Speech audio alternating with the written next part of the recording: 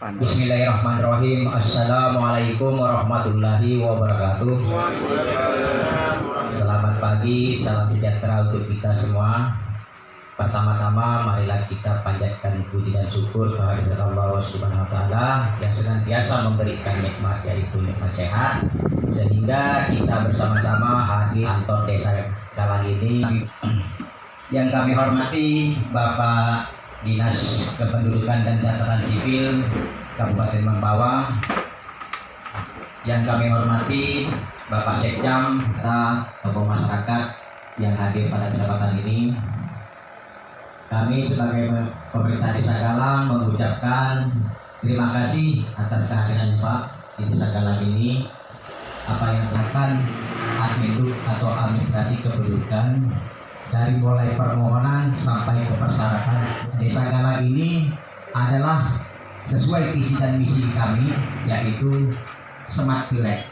Mudah-mudahan nanti kedepannya bisa untuk perekaman juga. Mungkin Bapak nanti ini bisa memperjuangkan masalah admin ini untuk ketertiban administrasi Desa Galang. Jadi Pak, administrasi pembuatan KK, KTP ini sebenarnya memang orangnya, kalau ini perubahan ini memang harus ke Dukcapil ya Pak. Kecuali penerbitannya boleh juga di Desa Galang. Misalnya kehilangan KK, kehilangan seperti akte kelahirannya begitu. Jadi nanti RT dusun untuk mensosialisasikan kepada masyarakatnya supaya paham. Karena semenjak tahun 2020 KK ini udah berubah, yaitu KK kertas putih Pak ya, yaitu HPS 80 gram ketebalan kertasnya. Ini mudah-mudahan nanti bisa disampaikan kepada selanjutnya pada acara ini Bapak penyampaian materi yang akan disampaikan oleh Bapak Kepala Dinas Kependudukan dan Catatan Sipil kepada Bapak Abdul Malik SHMSI dengan hormat disilakan. Assalamualaikum warahmatullahi wabarakatuh. Waalaikumsalam. Selamat pagi dan salam sejahtera untuk kita semua. Yang saya hormati Bapak Sekcam Sungai Pinyo, yang sebagai kepala desa diberikan naik lagi ke atas ada ketua RW, naik lagi ke atas ada kepala dusun. Jadi kepala dusun itu kepala desanya di dusunnya gitu. Sampailah kepada kepala desa yang merupakan pimpinan dari seluruh dusun. Jadi naik terus berjenjang gitu. Makanya saya katakan tadi kalau ketua RT saya analogkan sebagai kepala desanya di lingkup rukun tetangganya. Jadi kalau mengikuti persyaratan satu RT itu minimal 30 KK, nah kan tidak terlalu banyak Bapak. Tapi kalau kita tarik ke desa, nah desa kadang kewalahan kalau tidak dibantu oleh bapak-bapak sekalian. Yang pertama. Kedua, saya mau menyampaikan supaya apa? Supaya Bapak Ibu Ketua RT berbangga hati terhadap tugas yang diberikan kepada Bapak Ibu sekalian. Jangan Bapak Ibu melihat ataupun pamrih, kami kan hanya dikasih 200.000, mana enggak? Jadi jangan dinilai ya untuk sementara insentif yang diberikan. Tetapi lebih jauh lagi saya mau mengajak kepada Bapak Ibu sekalian, ayo Bapak Ibu berbangga sekali dan berbahagia sekali. Tidak banyak orang yang dapat ataupun terpilih menjadi ketua RT ini. Walaupun Bapak mungkin tidak ada rencananya Bapak mau jadi ketua RT, tetapi karena warganya adalah Bapak jadi ketua RT, nah, akhirnya Bapak jadilah, walaupun tidak ada niat Bapak untuk jadi ketua RT gitu kan, karena udah tidak ada yang mau lagi gitu. Tapi saya mau katakan hari ini, saya katakan bahwa ayo Bapak berbangga dengan menjadi ketua RT. Karena apa? Banyak kebaikan yang diberikan kepada Bapak secara tidak langsung. Jadi orang-orang masyarakat yang Bapak urus itu mendatangkan kebaikan kepada Bapak Ibu sekalian. Karena apa? Dengan datangnya masyarakat ataupun warga Bapak kepada Bapak diberi kebaikan. Bapak akan memberikan kebaikan ketika Bapak melayani warganya, melayani masyarakatnya Bapak telah berbuat kebaikan. Nah, bukankah berbuat kebaikan itu adalah sedekah? Nah, saya belum tentu dapat. Tapi Bapak yakin dan percaya bahwa ketika ada masyarakat Bapak datang kepada Bapak, udah Bapak dapat. Bapak berbuat kebaikan. Nah, kebaikan itu adalah sedekah kan? Ya kan? Kullu ma'rufin sadaqatin kan gitu Pak ya. Nah, udah kita enggak usah keluar duit, kita berbuat kebaikan aja kan? Udah, itu sudah sama dengan sedekah kan begitu. Nah, makanya saya ajak Bapak, ayo kesempatan Bapak ini dengan berbuat baik melayani masyarakatnya dalam hal karena fokus saya adalah administrasi kependudukan. Nah, saya mau bawa Bapak-bapak ke alam, jadi membantu warganya ke dalam administrasi kependudukan. Administrasi kependudukan ini sangat penting sekali Bapak Ibu dan sekalian. Sangat-sangat penting bahkan. Kita pemilihan kepala desa kemarin kapan Pak? Udah lama Pak ya? Bukan yang ini Pak ya? Nah, 11 tahun ini Pak? Iya. Tahun ini. Ada nggak warga Bapak yang tidak ikut milih? Ada nggak? Ada kan? Ada. Nah itu salah satu Pak. Salah satu pentingnya administrasi kependudukan.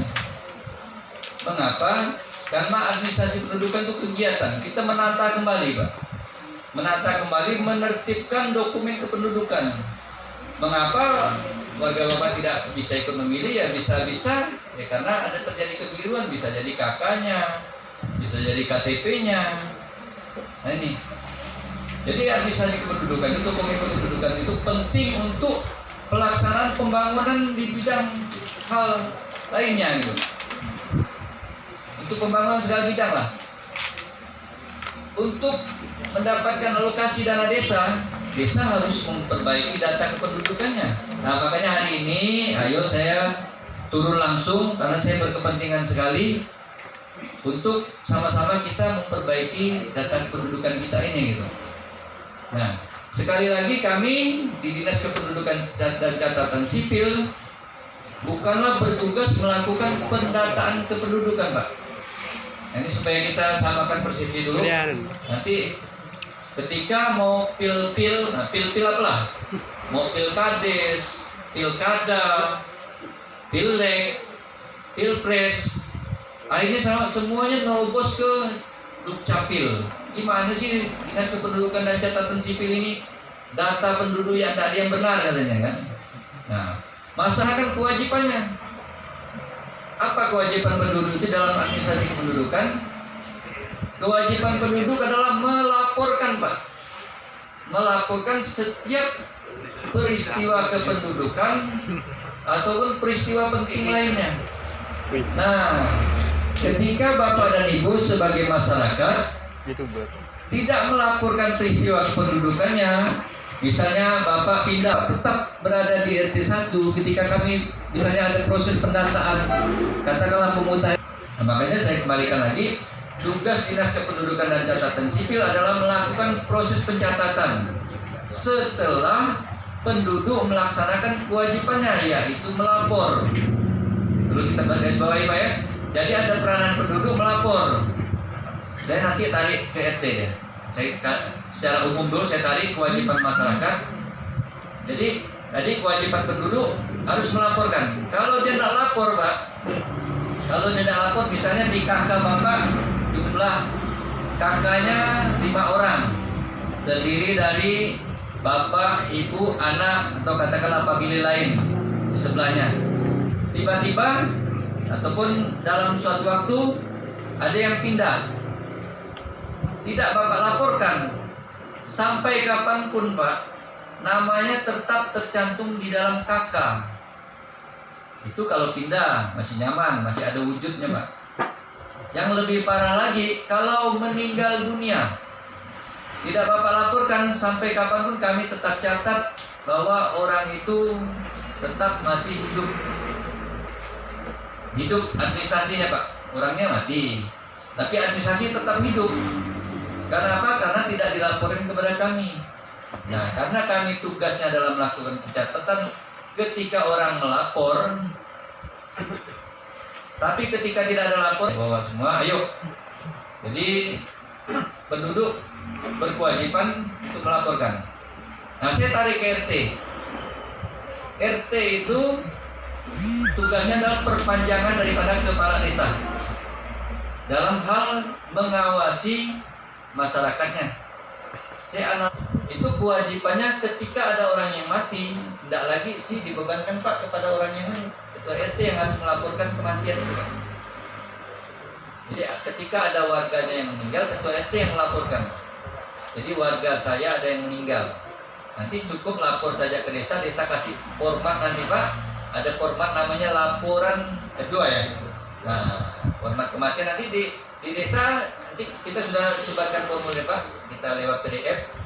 Jadi nanti ketika ada Pak RT hanya kasih aja warga saya namanya si A, nicknya. Nah, bila perlu Bapak kopikannya kakaknya di kolom. Kalau tidak pusing-pusing itu kasih tahu aja kolom saja, kakaknya di copy di kolom saja, ini diberi keterangan si A ini meninggal jam berapa, kasihkan ke kepala desa, nanti oleh Kasipem dibuatkan surat keterangan kematian menggunakan format F02 tadi. Nah, ketika ada itu, dan nanti Pak RT nggak usah lagi, nanti sudah kasih ke Mas ya, kasih pomnya meneruskan ke kami. Otomatis nanti kita buatkan kakaknya Pak, langsung kita terbitkan kakaknya. Berarti berkurang satu orang di dalam kakak tersebut. Nah, kita buatkan seperti itu. Nah, kemudian itu berkaitan dengan kewajiban, jadi masyarakat wajib melaporkan. Kemudian saya mau informasikan kepada Bapak, tadi saya sebut ada yang namanya peristiwa kependudukan, ada yang peristiwa penting kependudukan. Apa sih itu Pak? Jadi peristiwa kependudukan itu Pak, setiap orang yang pindah-pindah itu Pak. Nah, yang berkaitan dengan kependudukan, jadi peristiwa kependudukan itu ada pindah datang, pindah keluar, ya kan? Nah, itu adalah peristiwa kependudukan namanya Pak. Kemudian peristiwa penting, apa sih yang namanya peristiwa penting? Peristiwa penting itu mulai dari lahir, mati, kawin, cerai, cerai mati, lahir mati. Nah, jadi ada kelahiran yang dicatat tapi mati Pak. Yang Bapak heran begitu. Proses perkawinan, perceraian, pembatalan perceraian, pembatalan perkawinan, ada semua. Itu namanya peristiwa penting Pak, yang harus kita catat. Nah, memang kita kesadaran untuk mencatatkan peristiwa penting ini yang harus terus kami sosialisasikan Pak.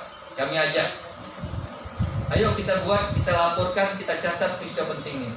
Yang suka ketinggalan itu Pak, kalau kita membuat biasanya peristiwa penting itu khususnya kita lah, yang warga negara Indonesia asli itu, paling kalau buat tuh kelahirannya, akte kelahiran. Karena apa? Biasanya kalau mau masuk sekolah perlu akte kelahiran, mau buat paspor perlu akte kelahiran, mau buat segala macam lah. Biasanya ketika ada pengangkatan anak, tolong Pak diurus, dibuatkan surat-suratnya, kita catatkan Pak, kita catatkan jika pengangkatan anak. Ini ada hak dan ada apa? Nanti di hari tua, nanti ketika hari besar ada hak-hak mereka secara hukum negara Pak ya. Beda kita ya, kita kan ada dua. Yang Islam ini kan ada dua, kita ada hukum agama kita, ada hukum agama berkaitan dengan warisan segala macam. Saya mau bawa kita ke aturan negaranya itu. Jadi setiap pengangkatan anak itu kita catatkan. Kemudian pengakuan anak, nah, kemudian pencatatan pengesahan anak. Nah, pencatatan pengesahan anak ini kita banyak Pak. Di kita mohon maaf, di kita tuh ada yang kawin juga belum tercatat. Ketika suami istri kawin tidak tercatat, ataupun mohon maaf misalnya nikah siri, ketika tidak dicatat, ketika dia memiliki anak dan akan melakukan pencatatan terhadap anaknya, akhirnya kita catatkan anaknya dengan anak salah satu orang tuanya. Tidak bisa kita catat dua-duanya. Nah, jadi misalnya anaknya namanya Ali, bapaknya sebutkan bapaknya aja, atau disebutkan mamanya aja. Pelaksanaan proses pencatatan administrasi kependudukan. Sejak 1 Juli 2020 Bapak Ibu sekalian, proses pencetakan hasil pelayanan kami tidak lagi ditemukan Bapak Ibu adanya belangko. Nah, tidak ada lagi. Jadi kalau KK itu warna biru, kemudian akte kelahiran ada hijau-hijaunya sedikit, nah, kemudian akte perkawinan ada jinggonya sedikit, kemudian akte kematian ada merahnya, bingkainya lagi. Sekarang semenjak 1 Juli 2020 tidak kita temukan lagi belangko-belangko seperti itu. Yang kita temukan sekarang adalah kertas putih di setiap hasil dokumen pelayanan kami. Justru sebaliknya, ketika Bapak dan Ibu nanti ketemu sejak 1 Juli tanggal penerbitan kami itu ada belangko, justru itu yang diragukan Pak. Bapak harus hati-hati.